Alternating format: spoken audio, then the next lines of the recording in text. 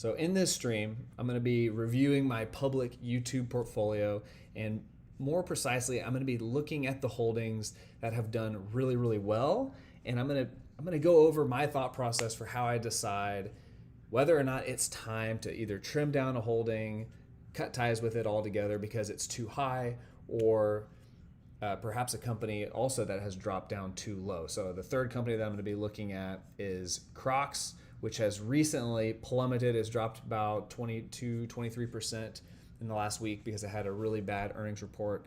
And so I'm also going to be looking at the other end of the spectrum. We've got a company that some new information come out, stock price dropped quite a bit. Is it worth it to still hold this company because it's dropped so low? Is it on sale even more, or are the future free cash flows just no longer worth it for me to hold this stock in my public YouTube portfolio? So Crocs, and then my two top holdings, Hims and BTI, British American Tobacco. So let's get started with Hims. So what I've done so far is I've pulled up my automated spreadsheet where I calculate the intrinsic value of companies based on their discounted future free cash flows.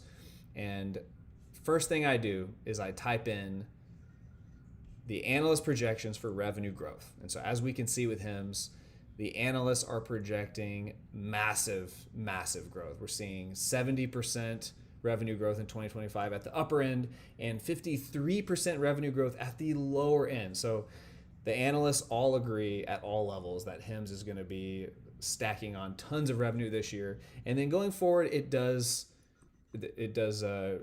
show quite a spread between the highest and the lowest analysts. And actually, I'm just going to double check really quick if I did in fact copy and paste that incorrectly. So I go to stockanalysis.com, forecast section, and scroll down to the analyst projections. And yes, it does look like I did that right. So with these future revenues, I'm also making a big assumption on their future free cash flow margin. So the way I calculate future free cash flow is I take analyst projections for future revenue, and then I multiply that by their free cash flow margin, usually based on past performance. But in this case, Hims has a past free cash flow margin of negative 0.14%. They've just recently become positive, and this graph right here shows their historic free cash flow margin over the last 5 years. They've recently bumped up to about 14%. And so this red line here shows their average over the last 5 years, and then this gold line shows my projection for their future free cash flow margin. So I'm showing an initial drop here because after I take into account things like stock-based compensation, their free cash flow margin is actually, at least the way I see it, a little bit lower than what is traditionally calculated. So let me just show that really quick. If I go to the financials, cash flow statement. So the way free cash flow is calculated is we take the operating cash flow and then we subtract capital expenditures. But the way that operating cash flow is calculated is they start with their net income and then they make all these adjustments based on cash and non-cash expenses. So for instance, depreciation is added back in right here because it's a non-cash expense. They didn't actually have cash leaving their account to pay for depreciation. It's just an expense that happens on paper. So the same goes with stock-based compensation. They paid their employees $110 million in stock, and so that cash didn't leave. Now that expense is counted before they calculate their income, but then when they're looking at their cash flow, they add it back in. So I'm not going to give them credit for this stock-based compensation because if I scroll down a bit further, I can see that they repurchased pretty much the same exact amount. So they're still spending cash on repurchasing stock. And these numbers right here don't get factored into free cash flow. So I factor those in on my own. And as a result, their free cash flow margin for that year was actually closer to 10%. So I'm starting them off at 10%, and then I'm having their free cash flow margin increase by 1.5% every year because on their company guidance, they are showing pretty solid increased future margins. So that's the current trend. If we're looking at their past trend, their margins are getting better, and that is what we would expect out of a company that is growing, especially one that is growing as much as Hims. As they get the economy of scale and they enjoy those benefits of scale, their profits tend to go up. So if we go back to Hims and Hers on the income statement, we can see their revenues have just been absolutely exploding. And with that, they are starting to become profitable. Now, if I want to scroll down a little bit to their investor presentation, I can see that they are saying by 2030, they are projecting at least a revenue of 6.5 billion and at least an adjusted EBITDA of 1.3 billion. That would be a 20% margin. And then when I look at their current EBITDA margin for the full year of 2025, they're expecting 13 to 14%. So they're projecting their margin to go up by about 50% in the next 4 or 5 years. So they are showing lots and lots of margin improvement. So I'm building that into my spreadsheet as well. So if we take them, at face value that they are going to be increasing their margin going forward, we've got the spread of analyst projections. With that in mind, I've got a discount rate of 7.9. I pulled that off of alphaspread.com where they calculate their discount rate. And I've got 3 calculations for intrinsic value based on these future free cash flows. The lowest analyst would point to negative 36%. That is, they are 36% overvalued. The average analyst would put me at 22% undervalued, and then the highest analyst put me at 119% upside, so big time undervalued. And that is on top of the discount rate. So this is the way this calculation works is if I'm happy with a 7.9% annual return, then if the average analyst is correct, then I would be happy paying $59 for each share. But the price is currently much higher than that, so I'm getting an added 22% bonus. So using the discounted free cash flow model, I would say that there's still enough margin of error here. There's still enough upside for me to not want to sell this company, because if I sell and take profit, I take the hit of having to pay taxes. And so with this amount of upside and this amount of downside, and being a relatively small percentage of my portfolio, with the free cash flow analysis, I am not willing to sell this company yet. And it doesn't matter how high the price goes. As long as this calculation still makes sense to me, I'm going to hold on to it. But there is one more method that I want to showcase for valuing a company that is not having a ton of profits, and that is using a different indicator. See, the PE ratio, it doesn't work as well because, as we can see with Hims, their current PE ratio is, what did I say, 60. It's incredibly high, 61. They are in the household and personal products category. So if I look at that category, see right here, I'm filtering by household products, and I'm actually giving a little bit of a spoiler, but let's see. Actually, let me do it this way. Let me open up this link in a new tab. So the average PE ratio for this sector, or this industry, is 27. So by that metric, Hims looks incredibly overvalued, but there's another metric that works really well. Another metric that is really strongly correlated with a company's value over time, and that is revenue. Nobody really talks about the price to sales ratio, but it is just as useful as the PE ratio. In this case, way more useful. So if I go back to Hims and Hers and look at their current price to sales ratio, and to find that, I need to go to financials, ratios. So they have a price to sales ratio of 5.25. And when I look at all of the companies in the household and personal products industry, let's see, where is their price to sales ratio? Boom, price to sales ratio. If I'm filtering it by the top price to sales ratios, there's a lot of companies that are in this realm. So like, for instance, Procter & Gamble, 4.32, not that much lower than Hims. And Procter & Gamble is this is an established business that doesn't have near as much room to grow as a company like Hims. And so this is an example where we can really utilize the price to sales ratio. However, I don't just stop here. I don't just take the price to sales and then say, okay, it's similar right now. I need to also take into account what is the revenue growth, and then what kind of price to sales ratios could I expect in the future? Because generally, as a company gets bigger and bigger, their price to sales ratio goes down. That is generally true, and so I would need to account for that. And another comment from Hokage, assuming 22% tax, wouldn't it be better to take profit and a tax hit, delta of 7%, considering the downside loss of 22%? Good question. So let me go back up here. Okay, so sorry. This is actually 22. Maybe I said it backwards earlier. This is actually a 22% upside. So, $59 is the average analyst price projection. The current sales price of HIMS is 48. So, HIMS and hers is currently, if you go by the analyst projection, 22% undervalued. So, in my mind, that means I still want to hold on to it. Now, if the average analyst projection was starting to look more like the analyst low projection, where it was like, oh, you're 36% overvalued, then I would start thinking about selling and taking the tax hit, like you said, because the 22, let's say I'm taking a 22% hit on my profits. I would have to look at what is 22% of my profits, and then what is the downside, what is the potential downside that I risk if this company becomes fair valued, like if we're assuming that it's overvalued at this time. So that would be the calculation I would make.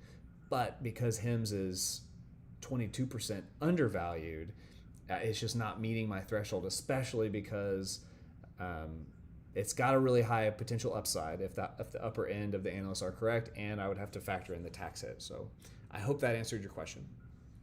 Okay, so back to price to sales ratio. So I've got to take into account, it's a moving target. So how much revenue could HIMS have in the next 5 years, and then what kind of price to sales ratios could they have in the next 5 years? So I did that calculation on this spreadsheet, right? Where is it? Oops. Price to sales valuation. So the way this works is I'm looking at the upper, middle, and lower projections for price to sales, and I am matching that up with the upper, middle, and lower revenue projections. So this is where I'm entering in data at the top here. So I enter in the number of shares. I also have to factor in the dilution that they're experiencing currently. So they've got 246 shares outstanding. They have a current revenue of $2 billion per year in the trailing 12 months. Their current price is 48.91. When I wrote this down, I guess I can make it more precise. It's 48.44. So, okay, let's go ahead and change that. 48.44. Not going to make much of a difference, but why not? And then I am assuming an upper end of 35% revenue growth over the next 5 years. That would leave them with a revenue in 5 years, an annual revenue of $9 billion. And we looked earlier at HIM's investor presentation. They're saying they're going to have at least 6.5. So this would be exceeding their personal, this is the HIM's baseline projection. So that would be exceeding their baseline projection by about 50%. So that would be pretty good if they were able to hit 35% revenue growth every year for the next 5 years. The 27%, the medium, I picked that number so that they would end up at the baseline. And then I made a lower projection here, which would put them at $4 billion. So given these three scenarios, in 5 years, they would have this many shares, assuming they continue at their current rate of dilution, which they dilute their shares by about 10% per year. That's been their recent trend. So with that in mind, if the best case scenario happens, HIMS has 35% revenue growth every year, and they still have their price to sales ratio of 5 in 5 years, their price to sales ratio hasn't dropped at all, then their share price would be $114, which would give me an annual return of 19% per year for those 5 years. So that would be good. However, for HIMS to beat this red square, I would say it's unlikely. As we go to the bottom right, beating these squares is more and more likely. So it's more likely that HIMS has a price to sales ratio of 4 and they hit 35% revenue growth. It's also more likely that HIMS keeps their price to sales ratio of 5, but they only make 27% roughly revenue growth. So these are a little bit more probable, and then it's very likely that HIMS beats this case because this is just much lower than their base case. It would also require them to drop their price to sales ratio down to 3. So given this spread of potential outcomes, and if I look at the average outcome right here, I'm seeing annual gains of 6% for me if the average situation happens, and that's assuming that they continue to have 10% dilution. And I think this assumption right here, we could probably make it a little bit more generous towards HIMSS, because if they are having more and more revenue, more and more profitability, the quality of their revenues get better and better, then I think it stands to reason that they will probably need to dilute less and less. So they're issuing more shares to pay employees, they're issuing more shares to pay for growth. It's just a way for them to get capital. And so as their profits go up, there's probably less and less of a reason for them to dilute. So if we say that they're able to cut their dilution in half on average over the next 5 years, and they only dilute by 5%, which I think is pretty reasonable, then now I'm looking at a much better spread of potential returns. So even in this case, our worst case scenario is, hey, we hold this stock for 5 years, we lose 4% per year for 5 years. That would not be good, but the best case scenario here is 24% gains every year for 5 years. That would be great. And the average case scenario is 14% gain every year for 5 years. And then of course we could play with these numbers as well. If the best case scenario happens and their revenue is increasing, their margins are increasing, and there's more projected growth in the future, then price to sales ratio could go up. It could go as high as, let's say, 7 or something like that. And so you can see if we change that price to sales ratio of 7, now we're enjoying a 33% return per year. So I like to use the price to sales ratio to get an idea of the different possible scenarios and get an idea for what's likely to happen. So what I'm seeing is it's pretty unlikely that a scenario worse than these two squares would happen. I find it unlikely that we would do worse than 5% gains for the next 5 years. So based on this, I think based on the price to sales ratio, based on the free cash flow ratio, I think HIMSS is still a reasonable stock to hold, even though they've had a really good run up lately. Another question from Hokage: how is the average analyst estimate determined? Is it calculated or is it pulled from stock analysis? I was about to say include price to sales into the spreadsheet, and you read my mind. Nice. So yeah, that's a good question. My understanding is that it takes the average. It's calculated based on all of the analyst projections. But I could dive into that and just make sure that I'm really confident in what's going on, because I put a lot of emphasis on the analyst projections. So maybe I should look a little bit deeper into that. I don't know if there's any clue on here as to how exactly they calculate it. I mean, the fact that they use the word average instead of mode or something like that, it makes me think that it's probably the mean, but maybe that's a little bit too strong of an assumption.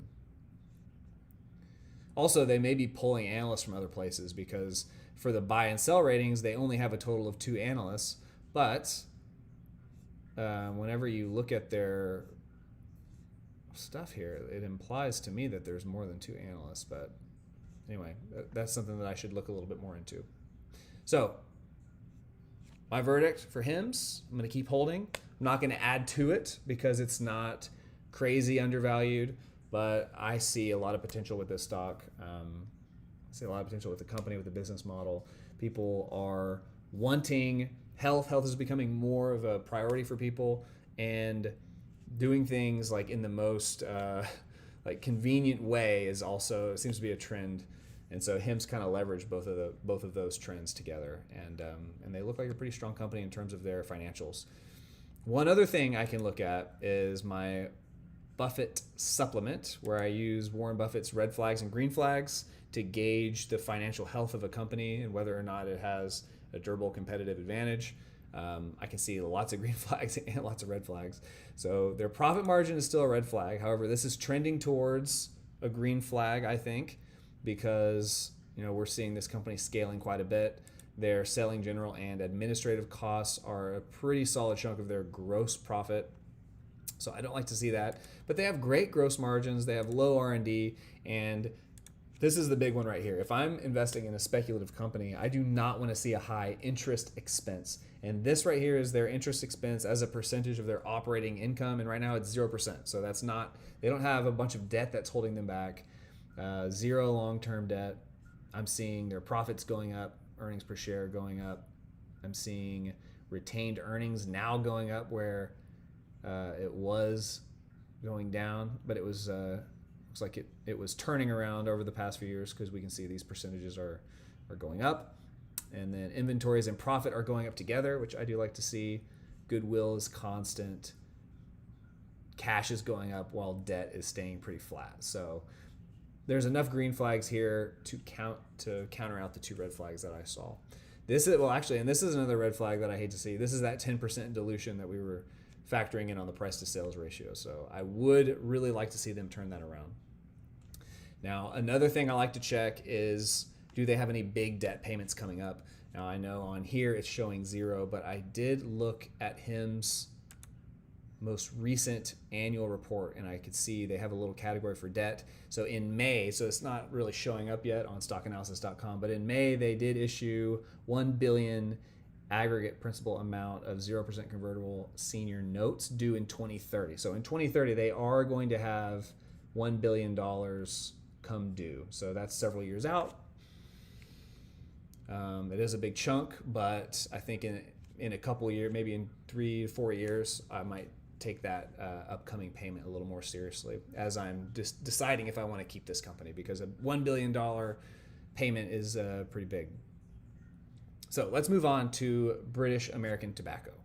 And really quick, I need to go back to, oops. I messed up my tab here. Let's put that back. Okay. Okay, back to the portfolio. Okay, so HIMS is currently up 90%. We're still holding. British American Tobacco is up 55%. So let's look at British American Tobacco. Okay, so the forecast on this company is looking mixed. So the highest analysts are projecting nearly double-digit revenue growth. The lowest analysts are projecting 3-4% revenue contraction. So this is a big mix of possibilities. So let's see what the range of share prices comes out to. So I'm going to copy those forecasts. We are going to paste them in. Okay, bear with me. Okay, those are pasted in. I also saved the numbers that I want to look at here. So we'll copy these values.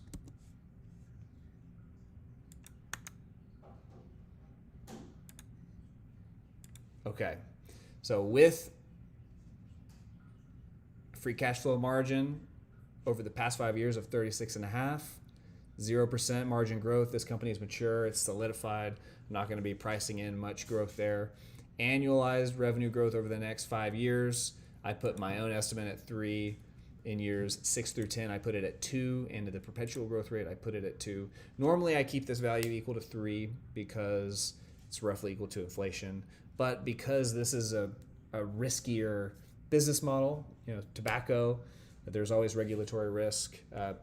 People are trending more towards making more health-conscious choices, so I'm going to put a perpetual growth rate of 2.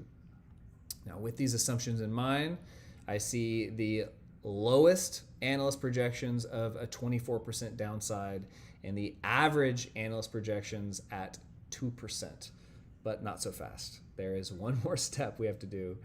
I don't know if I feel like I have talked about this in my streams before, but this rate right here, so this is for currency adjustment.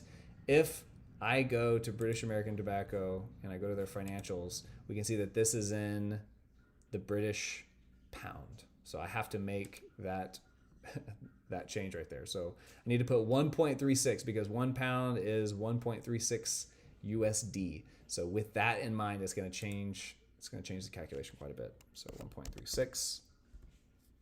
Okay, so with that in mind, now I'm seeing that the lowest analyst projections still give me a 3% upside. And we've got our discount rate of 7.9%. And let's look at the health, the financial health of this company through the Buffett supplement. So for British American Tobacco, I see nothing but green. I see a couple whites here. Profit margin is average. Interest expense as a percentage of operating income is in the white. Lots of green right here. If I scroll down, long-term debt is relatively large. This is a red flag, even though They have a low percentage of their operating income. This company is very profitable, but they have a lot of debt. So where that could come into play, and the reason I have two different ways for this to kick out a red flag is because if they have a lot of debt, that debt tends to come due in large chunks. So even though they can handle the interest payment, whenever a big chunk of debt comes due, that can cause problems for a company. So I am going to be looking at their debt schedule. And right here, we can see that their debt has been going down, and in their annual reports, they talk about how deleveraging is a major priority for them. And so I can see that happening on their debt to cash graph right here. And lots of green flags here as well. Capital expenditures is low, depreciation is low, and their adjusted current ratio is low. So they have plenty of liquidity. Their shares outstanding goes down every year, and they have a pretty sizable dividend, which let's go ahead and check. What is their dividend?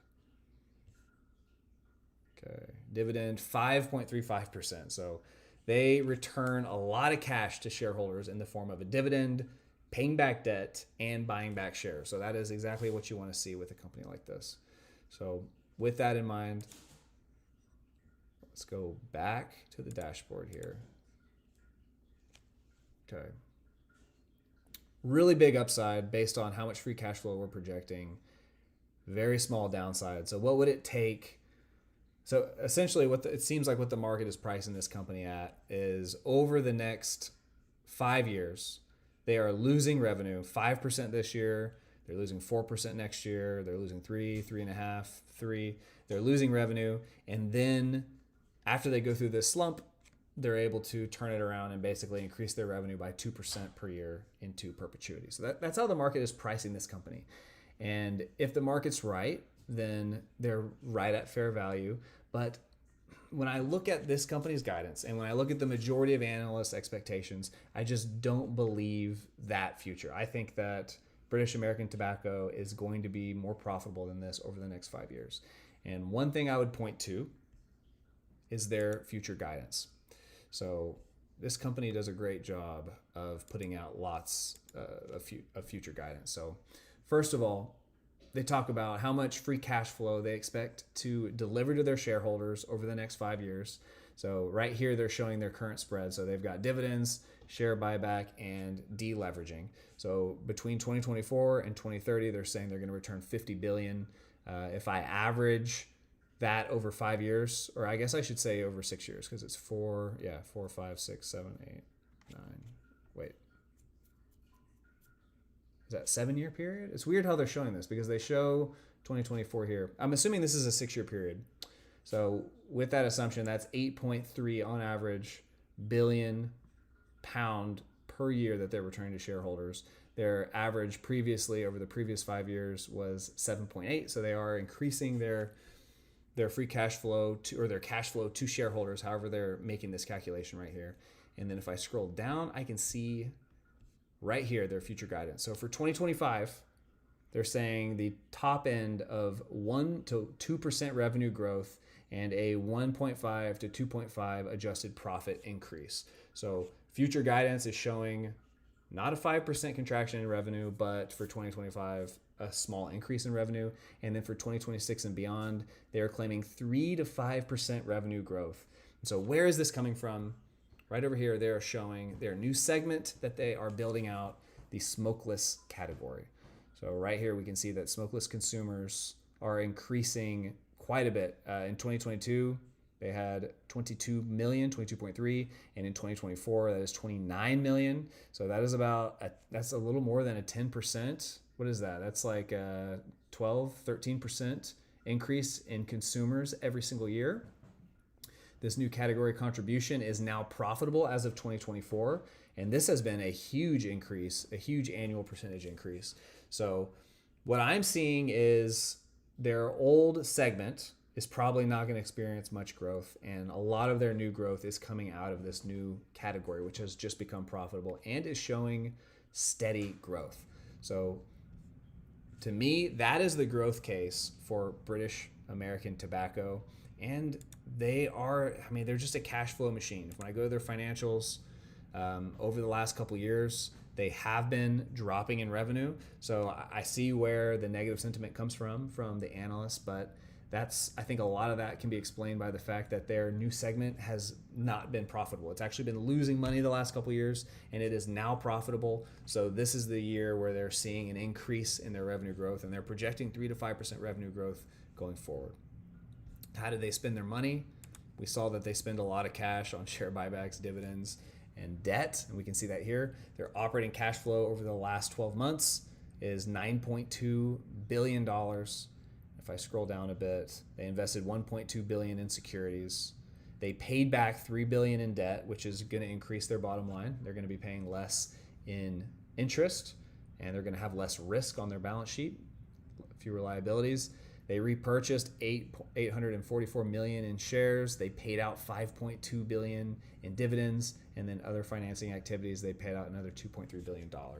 So what I see is a cash machine that's returning a lot of value to shareholders, and I see a downside here that I don't believe in this downside. I don't think it's going to happen. I see this company being more profitable than losing 5 and 3% every year for the next 5 years.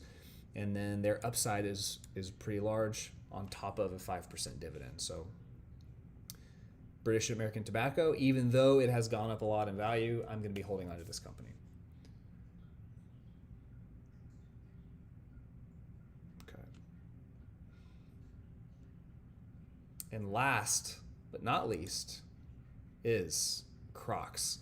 So this one, you hate to see it.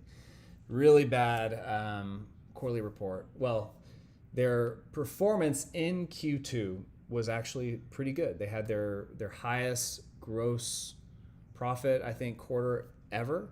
So they broke a record there. However, they slashed their future guidance. And so because of that, many analysts dropped down their guidance from strong buy to hold or to sell. So it's not just me that was taken by surprise. One use for ChatGPT that I absolutely love is anything that requires you to do tons of research online. You can have ChatGPT do all the searching and compile all the sources for you, and then you can just read and check the sources. And so I love that. It saves tons of time. So I had ChatGPT 5 go through, what are the analysts saying? And right here, so last 30 days, we had maintained buy, lowered target. So these guys are still a buy, but they lowered from 129 to 80. UBS maintained their neutral rating, but they lowered their target from 110 to 85. KeyBank maintained their overweight, but they lowered from 120 to 95. Bank of America maintained buy, but they cut their price targets. These guys downgraded to hold. These guys downgraded from overweight to equal weight. Goldman Sachs Goldman Sachs actually saw this dip coming. They were one of the only ones that actually dropped down to a sell rating before the earnings report came out. So they did see it coming. Robert W. Baird maintained outperform, but lowered from 150 to 100. So lots of analysts are dropping down their price targets. And it's all because they slashed their guidance, and they gave a pretty bad guidance for the next quarter. So let's look at that. So guidance for Q3 and full year. So actually, before we look at their full year, I want to look at their old guidance. So previously, they showed the full year of 2025 to have 2% to 2.5% revenue growth for the year. So they weren't projecting a ton of growth right here. And when I look at their past performance, let's go to the financials, income.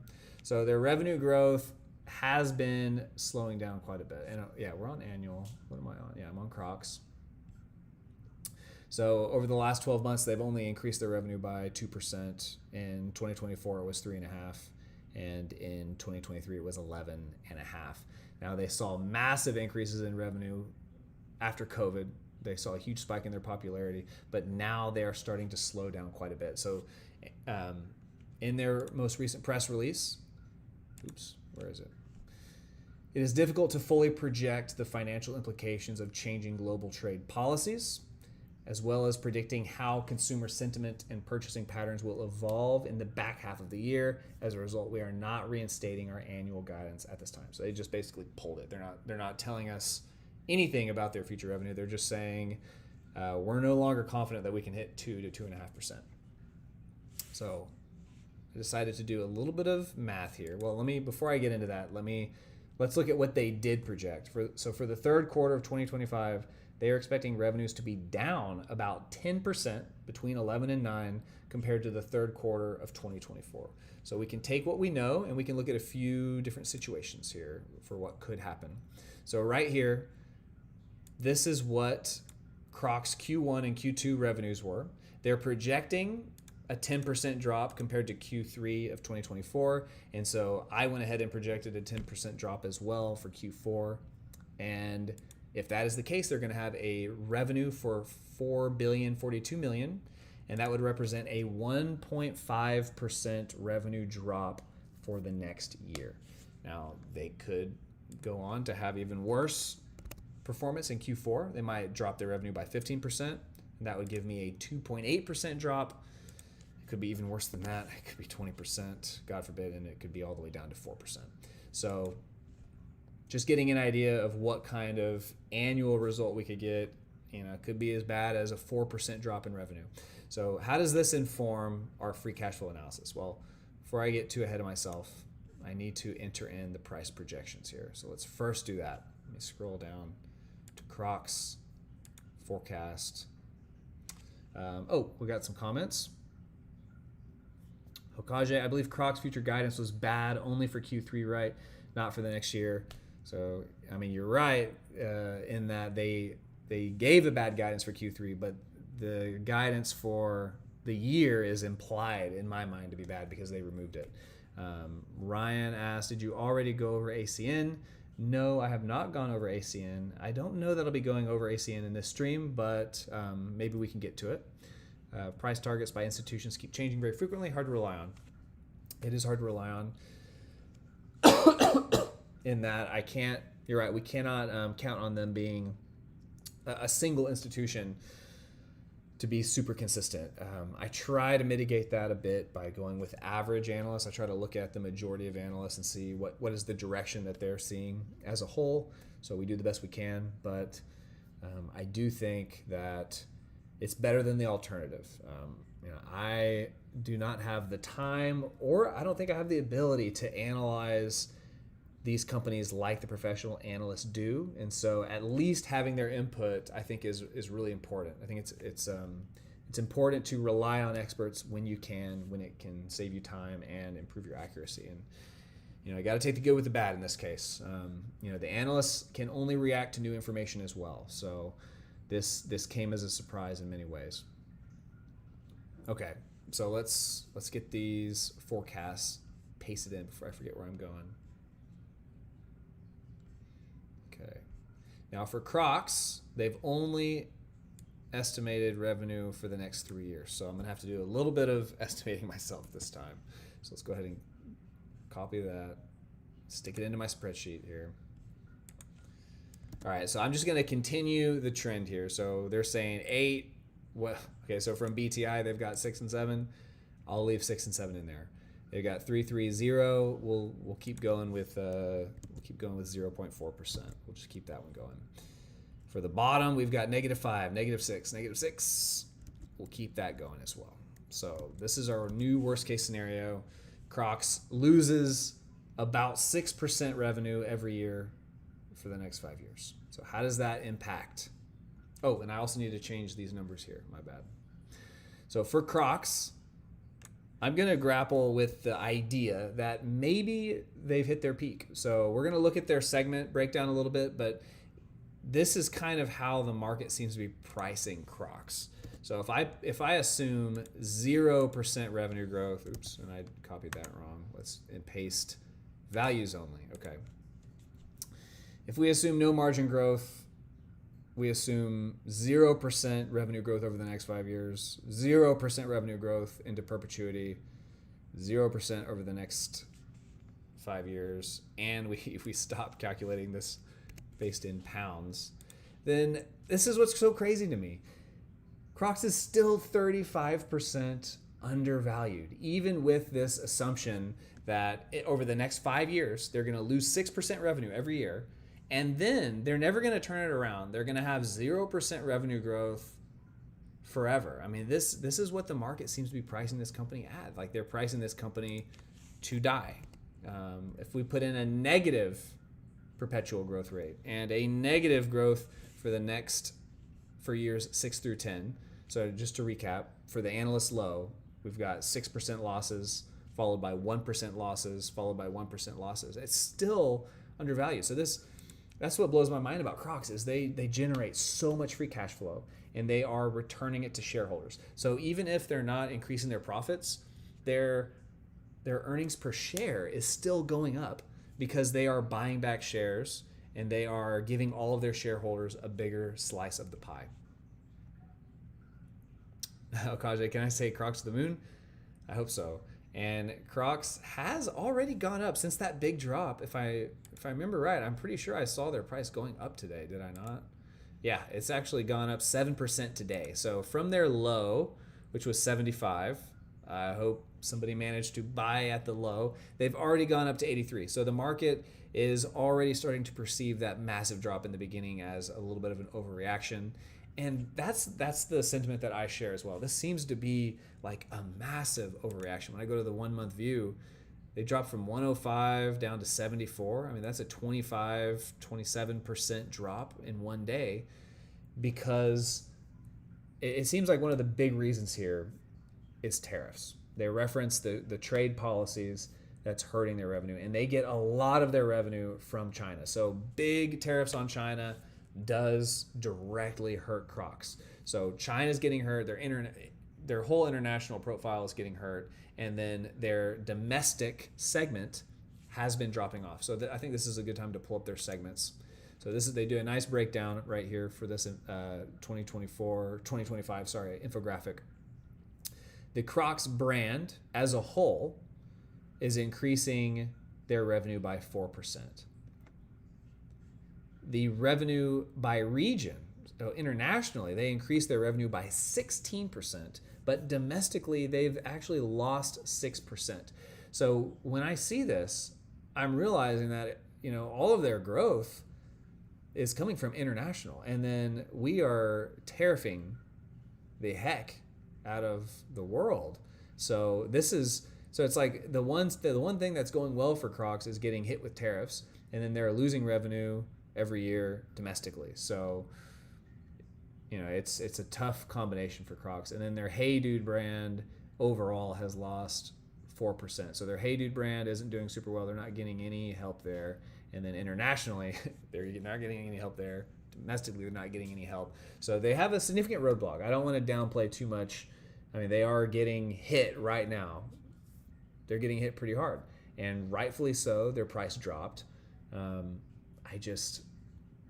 think they were undervalued to begin with, and then when they had a big price drop, they're even more undervalued now. So even factoring in all the pain, they still look pretty solid to me.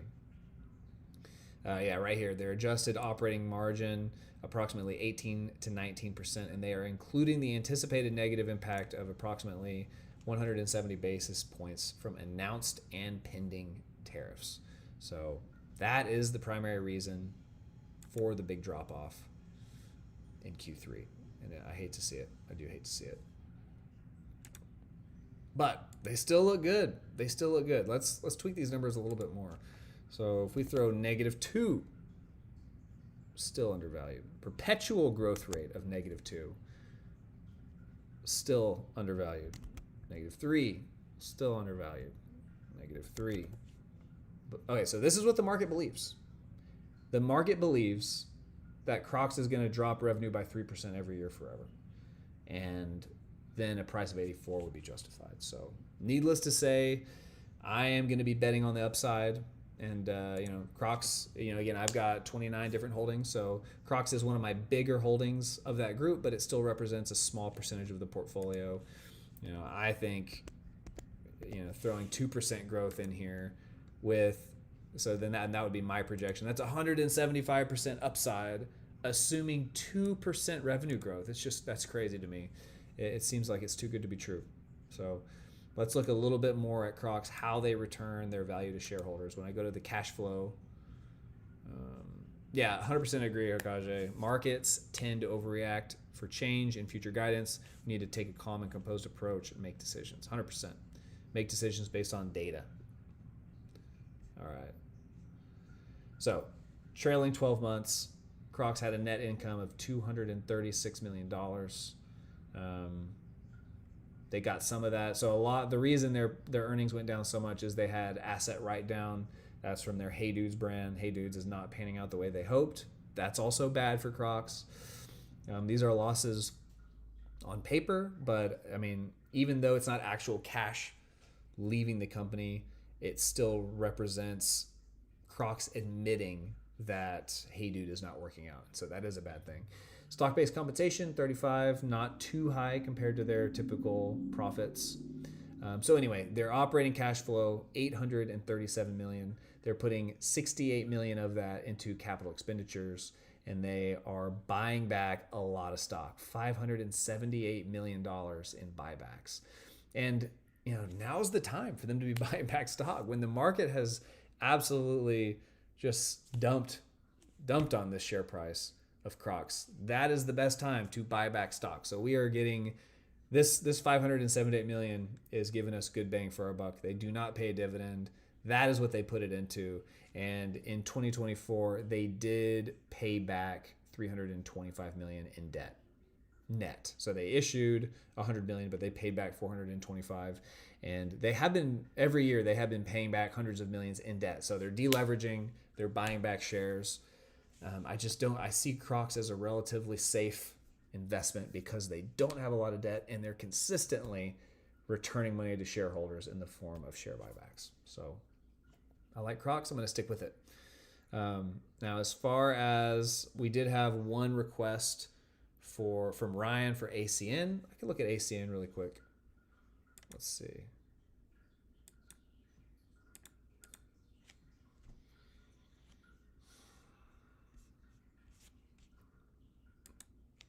Okay, where is it? Accenture. So Accenture dropped by 14%. That's right. I have not done a deep dive into Accenture since my initial investment, but we can take a quick look here. So it's been steadily dropping off. I can't remember if there was a catalyst for its latest drop off, but let's look at their forecast. Why not?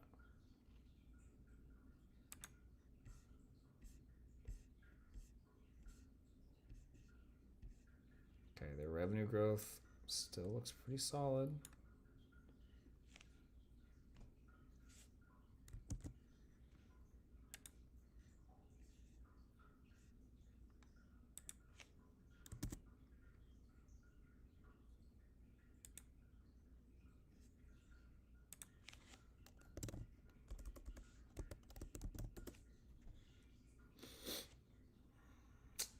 Accenture's looking pretty good.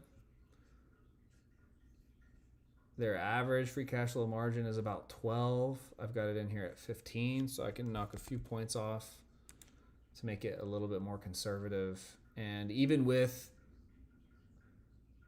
2% as my perpetual growth rate, which I normally have it at 3, the average analyst projection is still giving me a 15% upside. So based on these growth projections, I'm really not seeing cause for too much concern, but I do think this company probably deserves a deep dive before I could say definitively if I still want to hold on to this company. But at first glance, it doesn't look so bad.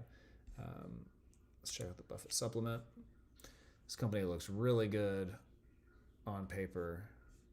Not seeing any red flags, just green flags across the board. Low debt, low depreciation, low capital expenditures, retained earnings continually goes up.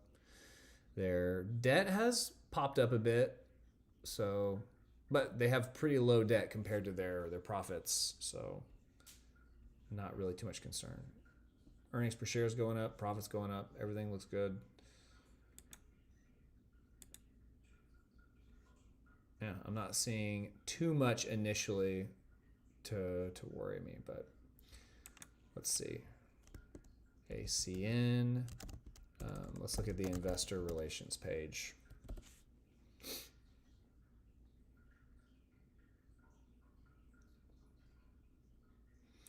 Thanks. I have solid conviction on ACN, but market sentiment is rough right now. The fundamentals look phenomenal to me. Yeah, I mean, I agree. I'm not seeing... Oops, what are we doing here? Get this out of my face. All right, what is going on with this company here?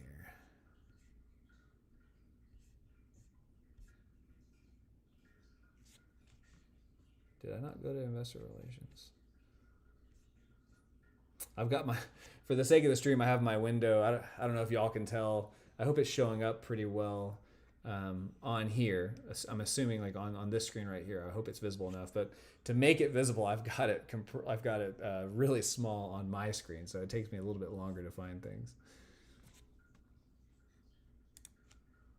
Oh, did I click the right thing? No, I did not. Okay. Why am I having so much trouble? Oh. Oh, I'm on the wrong...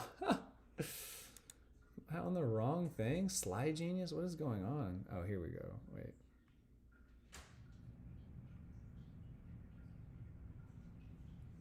Okay, glad. Thank you for letting me know, Hokage. So I'm gonna look at this on another window. Sorry, guys, because it's just too. I'm not familiar enough with the website. It's too small for me to work with. So give me 1 minute. Sorry, investor relations. I'm gonna find it on my bigger monitor here.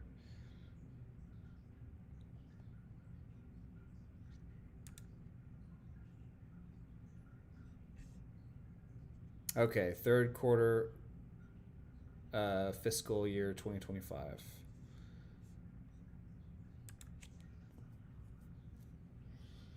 So yeah, their latest earnings call was June 20th. So it looks like their next one is going to be in about a month. So there really wasn't any big catalyst as far as earnings. I guess like you said, Ryan, it must just be the market sentiment being rough right now, because I mean I 100% agree. Their fundamentals look great. Let's go to their financials really quick and see how they're looking here. But yeah, interest expense very low compared to their operating income. That is very important. Let's look at their margins. So gross margin 32, operating margin 15, profit margin 11, and free cash flow margin consistently in the teens. So, I mean, that looks pretty strong to me. Another thing I like to look at is on their ratios page. I always like to check, how does their return on capital look? And this company looks like they have really strong return on capital. I mean, it has been waning. The trend has been going down a bit, but I mean, 18, 19, 22% return on capital is solid. I mean, if they're having greater than 15% return on capital for the last 10 years, then they are doing something right. They're using their capital well. Their cash flow statement, stock-based compensation is, and that's why I deducted them by 3 points on their free cash flow margin, because they do have a pretty high stock-based compensation. So out of their 11 billion, they're putting 700 million into capital expenditures. They are inorganically growing through cash acquisitions. I like to see that, like billions and billions of dollars spent on cash acquisitions, a little bit of investment into securities. They are repurchasing a lot of stock, and they are paying out dividends. So, this company is returning money to shareholders in a tangible way.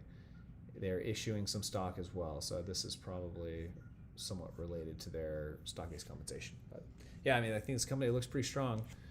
I've been reading a lot of negative headlines on the consulting industry, which is what I believe is driving the drop. Interesting. Yeah, I think I need to look a little bit more into what is going on with this company. Because yeah, normally I base a lot of my decision making off of what is their guidance, what are the analysts saying, do they have a recent earnings report. And so yeah, they've been dropping quite a bit since I bought their shares, and yeah, I'm not really sure what's going on. Yeah, solid drop. Okay. Well, if anybody has another company they want me to quickly look at, I will check it out really quick. But other than that, I think I'm going to wrap things up. Hope you guys enjoyed. Oh, and Ryan, where are you from? I don't think I've asked you where you're at. I always like to get an idea of where my viewers are at. I find that interesting. Okage on the coast, East Coast. I'm in Texas. So decent spread. I've talked to a few people who watch from other countries, which I think is also really cool. Also, I'm curious if you guys like this streaming schedule. I'd like to lock in, Wednesdays. Wednesdays around 7 o'clock. I feel like that's a time that I can. Oh, in Hawaii. Nice. Okay. So we got somebody in the West, somebody in the East, and then I'm in Texas, right in the middle. Awesome. Very cool. So, but yeah, I'm curious what you guys think about this streaming schedule. Wednesdays at 7 o'clock. I feel like I can commit to it. I feel like market hours are pretty rough. Yeah, I can see that. I'm curious if other people enjoy watching, middle of the week in the evenings, or if y'all would prefer weekends. I would probably have trouble doing it consistently on the weekends because I have stuff going on. I'm sure a lot of people have stuff going on, so I assume middle of the week would probably be the most consistent way to do it. But